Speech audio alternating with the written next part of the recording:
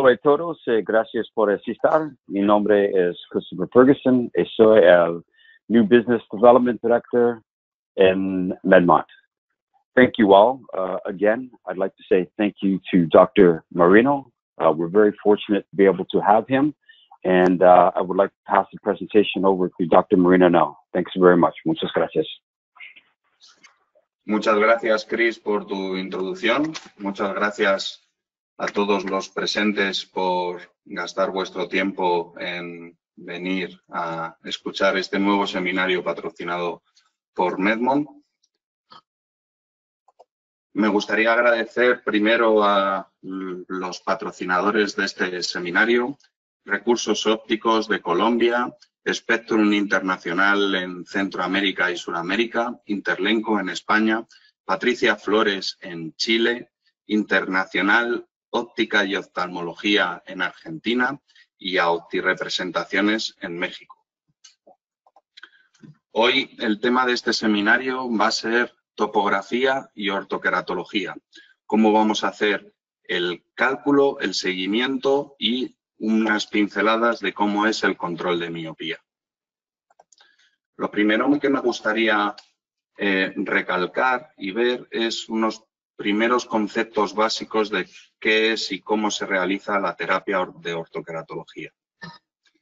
Bien, tendemos a pensar que la ortoqueratología se realiza mediante una acción mecánica entre la lente y el ojo. Un contacto entre el radio base y el ápex corneal es lo que realiza el moldeo. Y no es así.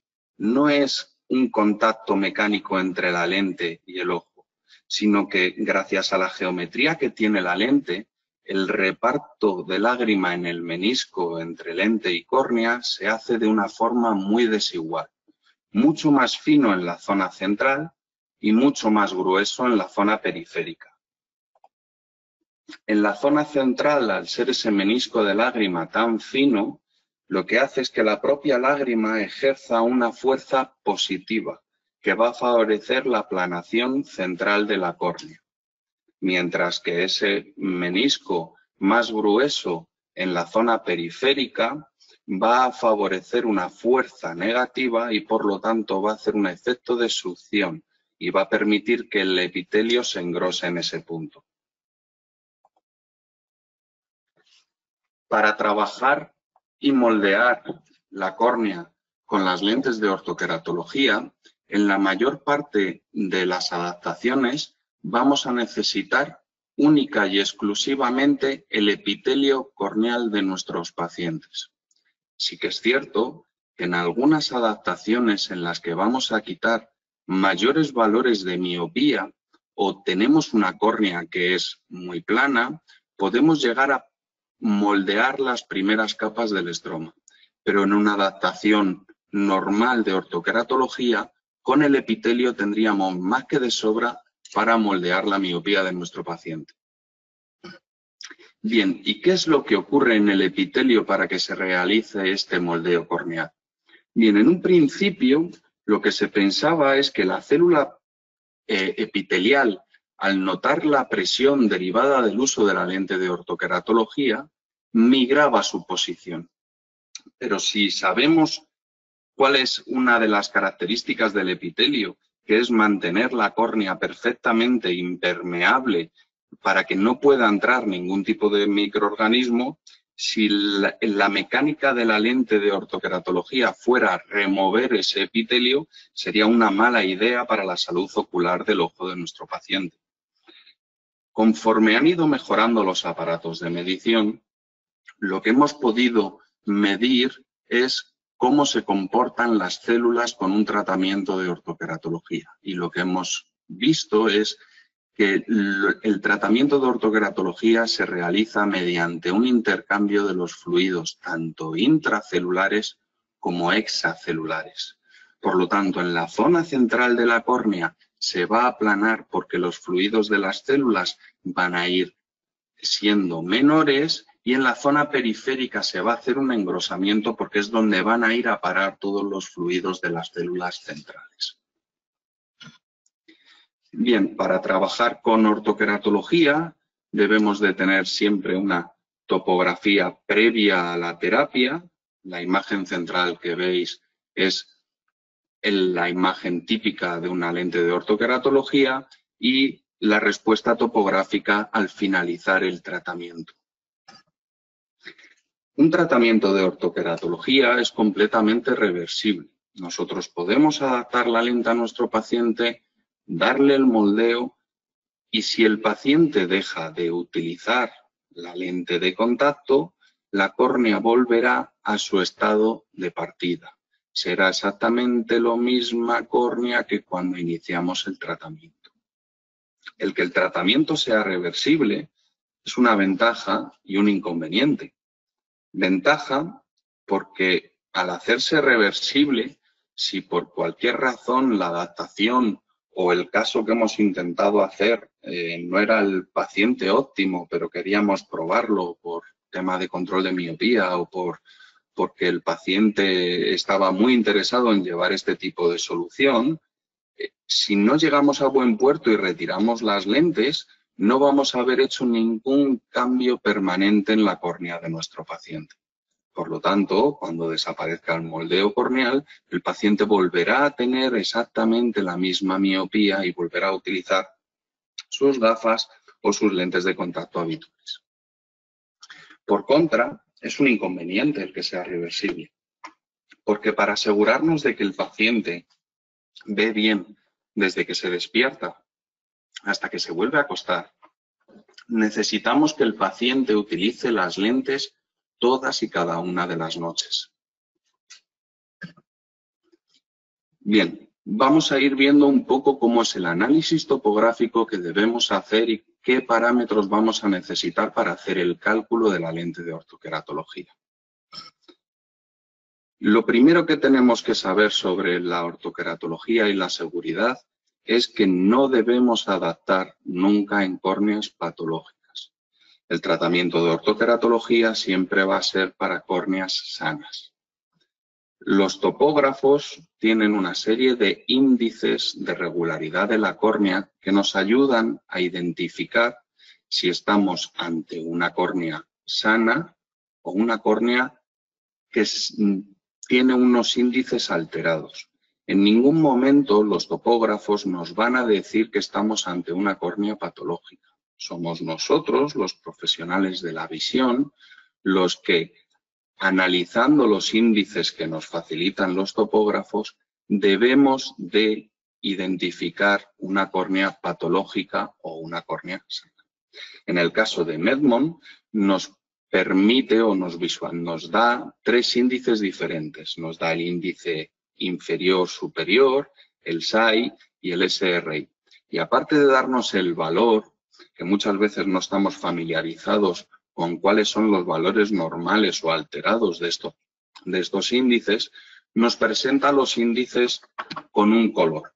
Si visualizamos un semáforo, pues sería exactamente lo mismo. En verde son unos parámetros y una información que está dentro de la norma. En ámbar estaríamos hablando de que esa córnea tiene los índices ligeramente alterados y en rojo que está alterado. Pero repito, en ningún momento el topógrafo nos está diciendo que estemos ante una córnea patológica. Una vez que hemos visto que nos vamos a quedar única y exclusivamente con las córneas sanas de nuestros pacientes, debemos de hacer un análisis de la topografía. Pero si pecamos de impulsividad a la hora de hacer este análisis, podemos pensar que la imagen de la izquierda corresponde a una córnea muy plana, con colores fríos, que la topografía central es una córnea con una curvatura estándar y que la topografía o el mapa topográfico de la derecha corresponde a una con mucha curvatura.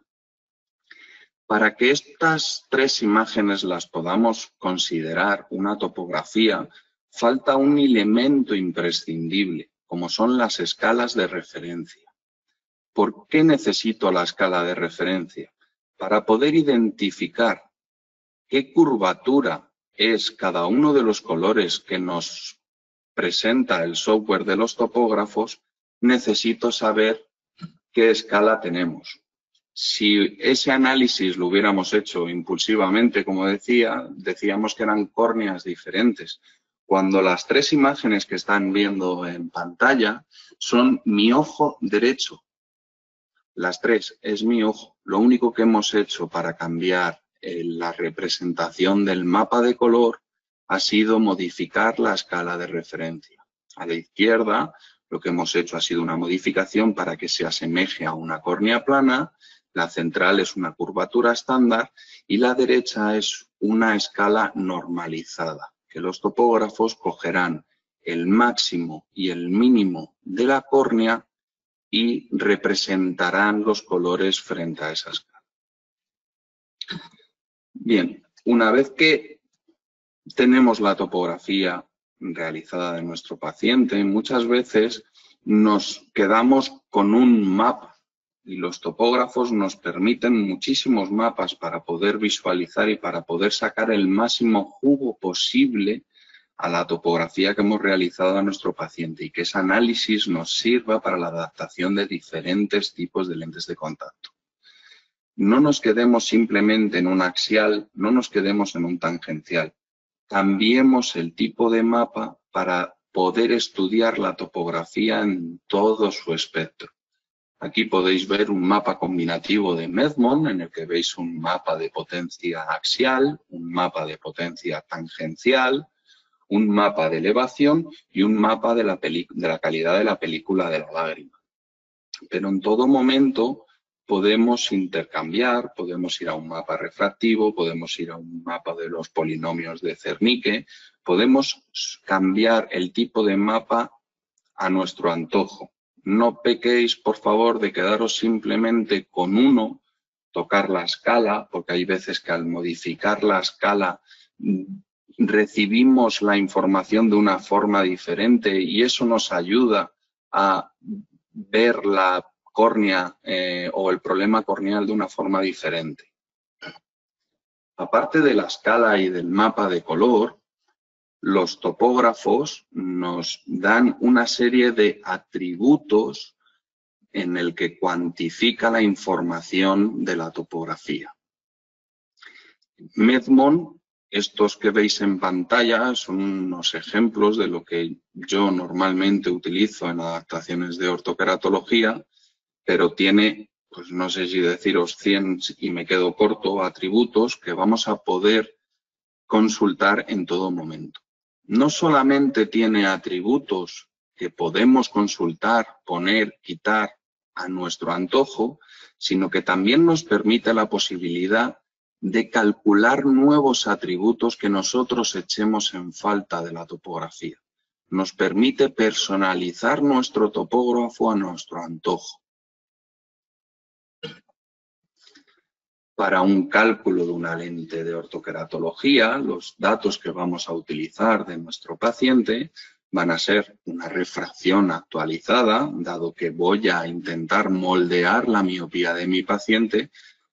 Necesito saber qué cantidad de miopía necesito moldear, necesito saber cuál es la queratometría de mi paciente. ¿Por qué? Porque con la refracción y la queratometría voy a hacer un cálculo preciso de cuál debe de ser el radio base de una lente de ortoqueratología para moldear toda la miopía de mi paciente.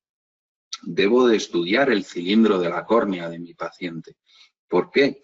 Porque si yo comparo el cilindro corneal de mi paciente con el cilindro refractivo, me puedo encontrar, antes de poner ningún tipo de lente de contacto en el ojo, que mi paciente tiene un astigmatismo corneal o un astigmatismo interno. Con ortoqueratología no vamos a ser capaces de compensar los astigmatismos internos. Por lo tanto, tendrá que ser nuestro propio paciente el que decida si continuar con la terapia o si paralizar la terapia. Tenemos que hacer un estudio de la excentricidad de la córnea. Medmon nos representa la excentricidad por meridianos. La excentricidad, como sabéis, es la forma en la que la córnea se va aplanando desde el ápex hasta el limbo corneoescleral. nos va a ser de muchísima utilidad para hacer un alineamiento preciso de la lente de ortoqueratología con la córnea. La potencia de la córnea es muy importante conocerla. Si tenemos la información del K plano, que en el ejemplo veis que es 42,4, y yo a este paciente le tengo que moldear 2 dioptrías, le vamos a dejar con un K resultante al finalizar el tratamiento de 40 dioptrías corneales. Por lo tanto, a priori no voy a tener ningún problema para hacer una adaptación de ortoqueratología en este paciente.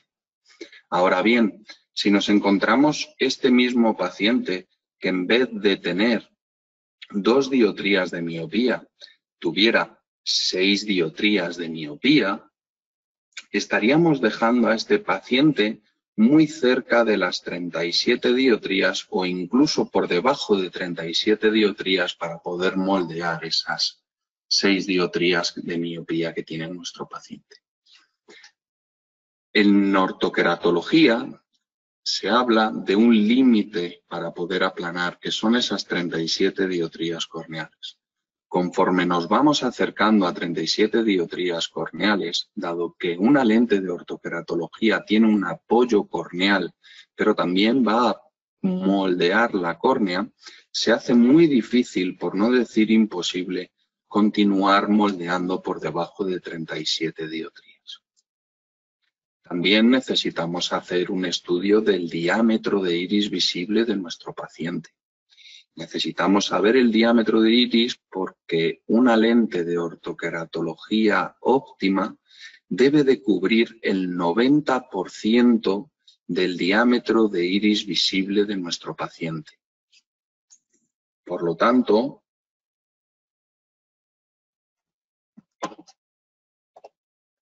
si nosotros vemos en Medmon que no tenemos definido el diámetro de iris visible, si yo defino ese diámetro de iris visible, como podéis ver, lo llevamos el aro de iris hacia la zona del limbo corneoescleral. Si hay que hacer un pequeño ajuste, lo realizamos de esa forma. Y lo que os quería mostrar es que se ve el diámetro de iris visible, pero aparte justo debajo pone diámetro orto-K. Esto es un atributo que he calculado yo.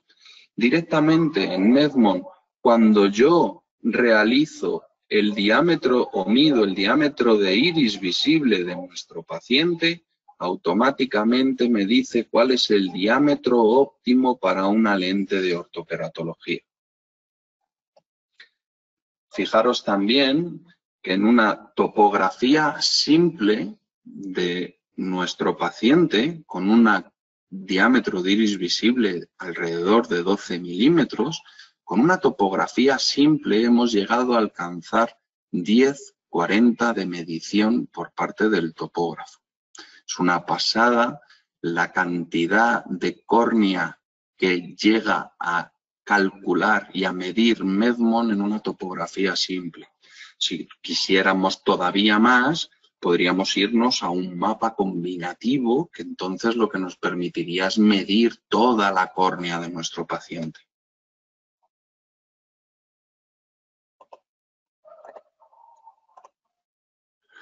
Bien, una vez que tenemos calculada nuestra lente de contacto, la debemos de poner en el ojo y este es el fluorograma típico que debéis de ver con una lente de ortoqueratología. Se denomina en ojo de buey. Necesitamos tener 3-4 milímetros de zona de tratamiento. Recordar que el negro de la zona de tratamiento no es un negro por contacto, por roce de la lente con el ojo, sino que el menisco de lágrima es tan fino que no permite a la fluoresceína ser reactiva a la luz azul cobalto. Luego tenemos un anillo de reservorio de lágrima que nos va a permitir esa fuerza de succión. Tenemos una zona de apoyo de la lente con la córnea y el levantamiento de borde. Y todo ello centrado en el ojo.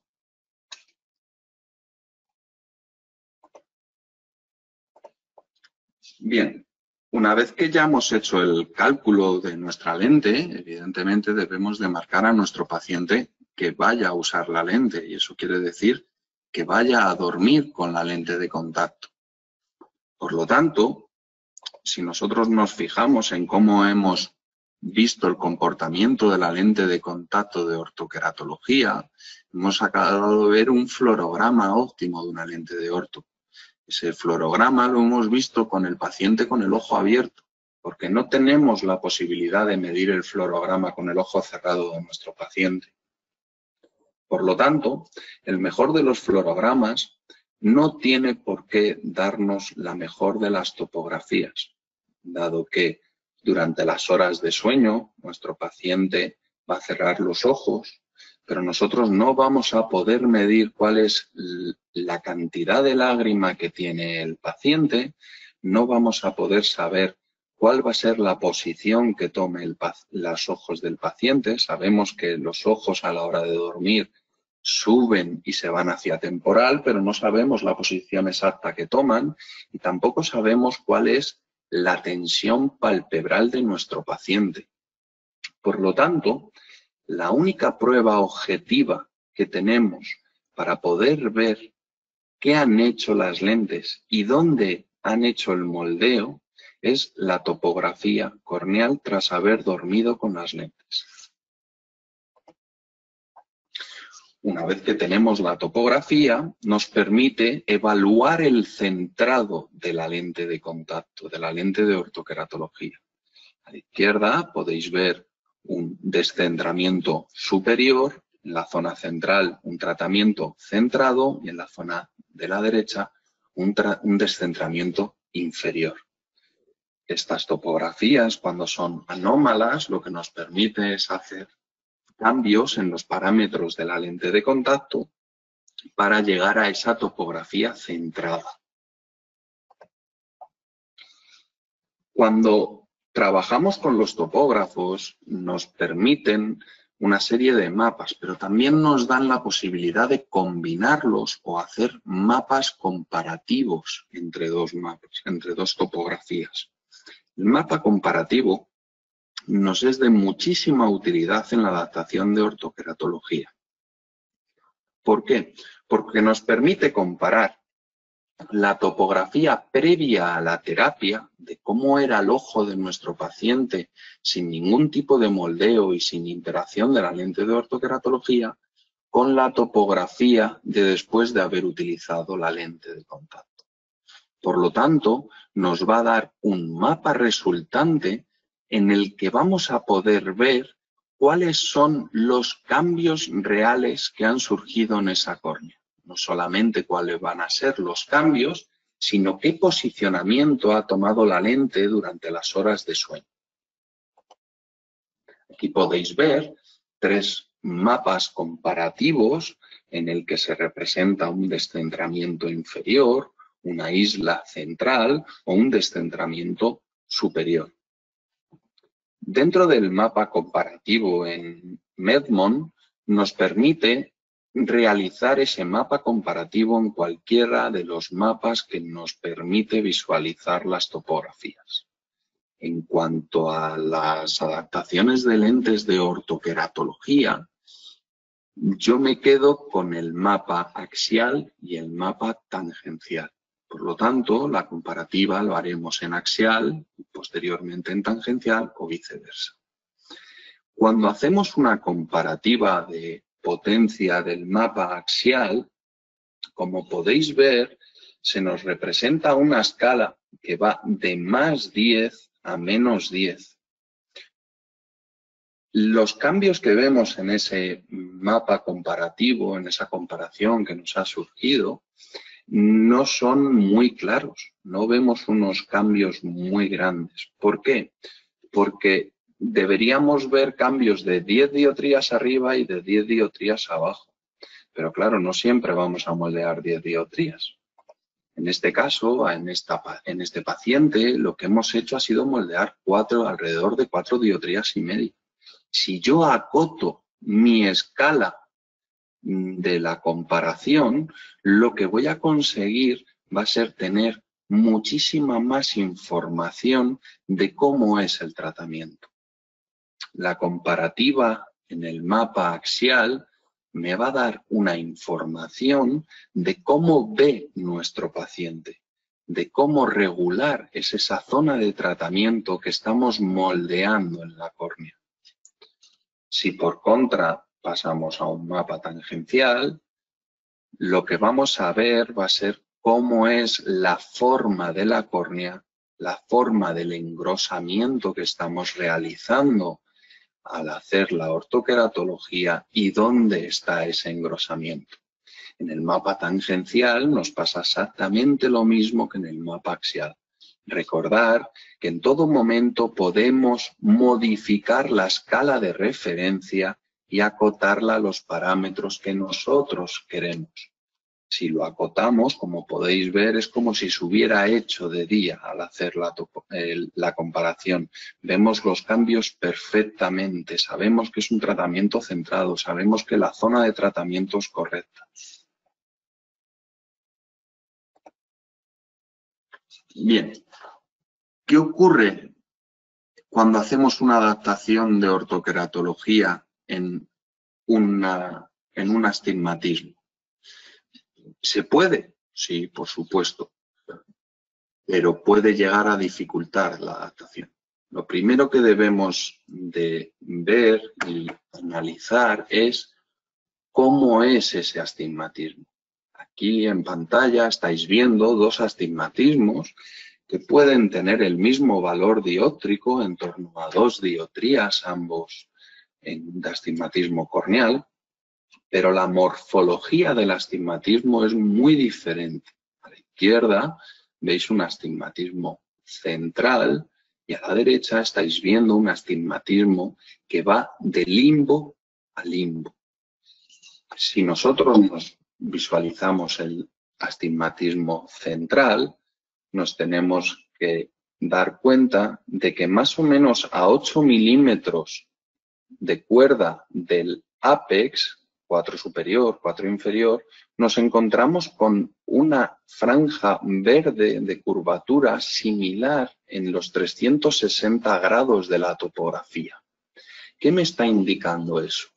Que en cuanto yo dé con la altura sagital adecuada de la lente de contacto que voy a adaptar, no voy a tener problemas a la hora de realizar la adaptación. Voy a tener un tratamiento perfectamente centrado. Y ese pedazo de astigmatismo que teníamos no me ha influido a la hora de hacer la adaptación.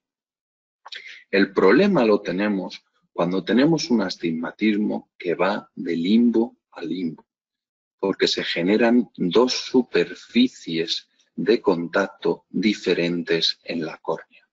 Si nos fijamos en el fluorograma y nos fijamos en cómo se comporta el fluorograma en el meridiano horizontal, lo que podemos ver es un fluorograma que no está nada mal. Tenemos levantamiento de borde, zona de apoyo, anillo de reservorio de lágrima, esos 3-4 milímetros de zona de tratamiento. ¿Por qué ocurre eso? Porque la lente está apoyando en ese meridiano. Pero si nos fijamos en el meridiano de la parte más curva, lo que podemos ver es un encharcamiento. La lente está pivotando en el meridiano plano y está basculando sobre el meridiano curvo.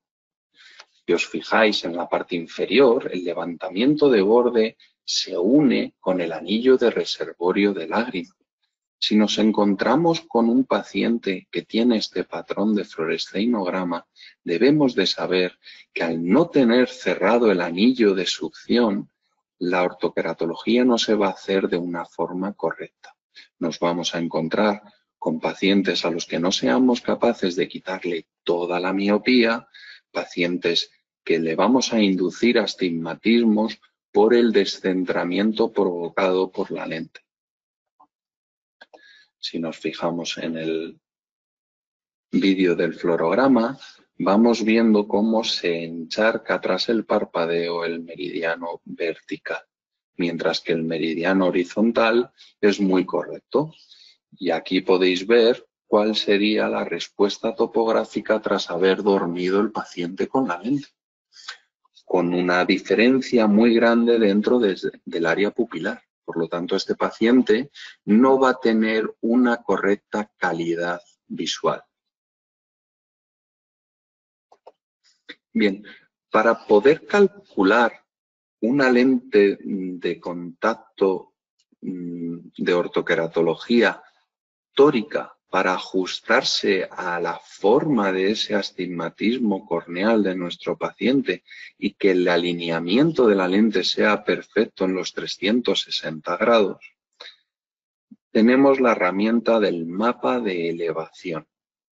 El mapa de elevación es aquel que nos compara la córnea de nuestro paciente con una esfera de referencia. Por lo tanto, va a haber puntos de esa córnea que queden por encima de la esfera de referencia y puntos de la córnea que queden por debajo. El meridiano más plano tendrá ese punto por encima de la esfera de referencia y el meridiano más curvo estará por debajo de la esfera de referencia. Cuidado a la hora de realizar el mapa de elevación, dado que invierte los colores y puede llegar a confusión. Si no tenemos Medmon, por desgracia, que sepáis que hay algunos topógrafos que este mapa de elevación, en vez de poner una esfera pura, ponen una esfera con excentricidad. Ese valor de la excentricidad, si no somos capaces de alterarlo, nos puede llegar a falsear el dato del mapa de elevación. Bien, ¿cómo vamos a utilizar ese mapa de elevación? Bien, una lente de ortoqueratología normalmente va a empezar a tener un apoyo en la córnea en la cuerda de 7-8 milímetros. Por lo tanto, en el mapa de elevación lo que haremos será hallar la altura media de los meridianos. Quiero saber cuál es la altura media del meridiano horizontal, del meridiano más plano y la altura media del meridiano más curvo, el meridiano vertical en este caso. Bien, en la parte nasal, a 4 milímetros del ápex, teníamos más 21 micras, en temporal más 23, lo sumamos y lo dividimos entre 2 para hallar la media de ese meridiano. Pues bien, la media de altura de ese meridiano es 22 micras. Bien, vamos al meridiano vertical. En la parte superior, esa córnea tiene menos 43 micras. En la parte inferior tiene menos 27 micras. Pues bien, la media del meridiano vertical es de 35 micras. Al tener una media de ambos meridianos, ahora podemos saber cuál es la distancia desde el meridiano plano al meridiano curvo. Ahora, si cogemos esos dos valores y los sumamos en valor absoluto, lo que vamos a obtener es la distancia, la diferencia de apoyo que se va a encontrar una lente de ortoqueratología entre el meridiano plano y el meridiano curvo. Por lo tanto, puedo calcular la lente de contacto de ortoqueratología con la periferia tórica para que el alineamiento sea perfecto. Si sois usuarios de Medmon, que sepáis que directamente Medmon nos ha generado un atributo que se denomina diferencia SAG en 8 milímetros, donde directamente nos está dando el valor que hay de diferencia entre ambos meridianos. No tendríamos que hacer ningún cálculo. Directamente Medmon nos lo calcula por nosotros. Bien, una vez que ya hemos calculado cuál debe de ser la diferencia de toricidad, ponemos la lente de contacto en el ojo y nos encontramos con un alineamiento perfecto de la lente. Como veis, se nos ha cerrado por completo este anillo, ya no hay esa comunicación con el levantamiento de borde. Por lo tanto, en cuanto demos con la altura sagital adecuada de la lente, vamos a tener un tratamiento centrado y la visión de nuestro paciente va a ser fantástica. Bien, ¿qué ocurre en cuanto al control de la miopía? Bien, que sepamos que los estudios muestran que para el año 2050, que está aquí al lado, como quien dice, la mitad de la población mundial va a ser miope. La mitad de la población mundial. Como sabéis, las lentes de ortoqueratología realizan un control de la miopía en nuestros pacientes. Evidentemente en nuestros pacientes jóvenes, no en nuestros pacientes adultos, que esos ya los damos por perdidos. Entonces, ¿qué es lo que ocurre? ¿Cuáles son los mecanismos por los que la lente de ortoqueratología realiza un control de la miopía? Bien, si analizamos cómo es la compensación óptica de la miopía con una gafa, lo que podemos percibir es que nosotros hacemos llegar la imagen a la fóvea de nuestro paciente. Si nosotros estamos mandando esa imagen con un menisco de miópico en gafa, la imagen que va a llegar a la retina también va a ser esférica. Por lo tanto, en la fóvea vamos a tener a una focalización perfecta, pero en la retina periférica lo que vamos a hacer es que vamos a hipermetropizar esa parte de la retina. Claro, esa parte de la retina no tiene una necesidad de agudeza visual perfecta, pero quiere ver lo mejor posible. Entonces, esa retina periférica es la que envía los estímulos de crecimiento axial del ojo. ¿Qué ocurre? Que el ojo crece, viene otra vez la miopía porque empezamos a focalizar antes de la retina.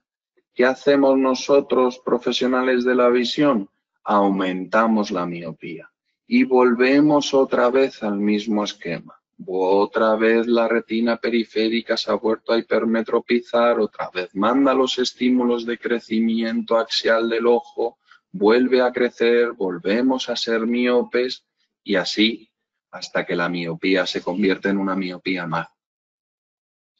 Bien, en cuanto a la adaptación de una lente de ortoqueratología, lo que estamos haciendo en córnea es que hacemos que el paciente, la imagen, focalice en la fóvea de nuestro paciente perfectamente, como con la gafa, pero por contra, como estamos haciendo un gradiente de potencia, un desenfoque periférico desde el centro hasta la zona del engrosamiento, en esta retina periférica que antes nos marcaba el estímulo de crecimiento de longitud axial del ojo, lo que estamos haciendo es hacerle miope o emetropizando, de forma que esa retina periférica no tiene la necesidad de mandar los estímulos de crecimiento axial del ojo. Porque si mandara esos estímulos, no solo no mejoraría su visión, sino que encima empeoraría la visión. Podéis decir, ¿y vamos a controlar la miopía a cero? El control de la miopía no quiere decir que vayamos a coger a un paciente con 3 dioptrías de miopía y le vayamos a dejar con 3 dioptrías de miopía de por vida. El control de miopía es que un paciente que le estaba subiendo la miopía a razón de media dioptría cada 6 meses, por lo tanto una dioptría anual, le podemos hacer que ese avance miópico durante el año, reducirlo a la mitad. ¿Lo podemos paralizar? Sí, pero ya con una reducción a la mitad y un paciente que utilice las lentes de ortoqueratología durante 3 años, ya le hemos hecho que la miopía no le suba dioptría y media. Para poder llegar a controlar la miopía con una lente de ortoqueratología, no nos vale cualquier valor miópico. Si adaptamos una lente de ortoqueratología a un niño con una miopía muy baja en torno a una dioptría, no generamos el desenfoque periférico necesario. Se dice que para poder hacer un control exhaustivo de la miopía con ortoqueratología, necesitamos que la miopía del niño esté en torno a 2 dioptrías y media. De hecho, si estudiáis cómo están diseñadas todas las lentes blandas de control de miopía que están saliendo al mercado actualmente, todas tienen un desenfoque periférico de 2 dioptrías y media. Por lo tanto, habrán ocasiones en las que será interesante hacer una adaptación de una lente blanda de desenfoque periférico y cuando el niño llegue a un valor como para que la ortoqueratología sea un método de compensación óptico y de control de miopía adecuado, adaptar la lente de ortoqueratología. El control de la miopía, muchas veces nos encontramos con que cuando intentamos explicárselo a los padres, dicen, no, si a mí me da igual que la gafa de mi hijo sea más gorda o menos gorda. Pues lo que tenemos que hacer ver es que la miopía no es un riesgo en sí misma, sino es por todas las patologías que lleva asociadas. Las patologías que llevan asociadas la miopía van a ir cambiando la posibilidad del riesgo en función de cuanta más miopía tenga nuestro paciente. No es lo mismo tener un paciente con 3 dioptrías de miopía que tener un paciente con 6 dioptrías de miopía. Los riesgos se ven multiplicados.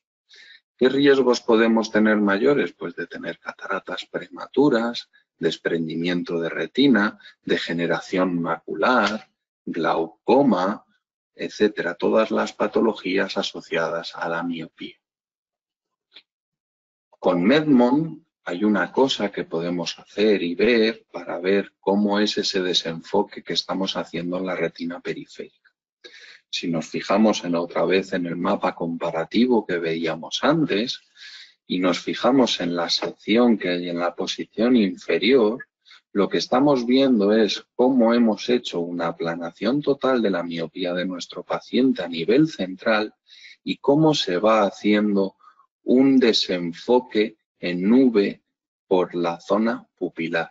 Ese desenfoque en nube es el que está provocando que estemos haciendo un desenfoque y haciendo que la retina periférica no envíe esos estímulos de crecimiento axial del ojo.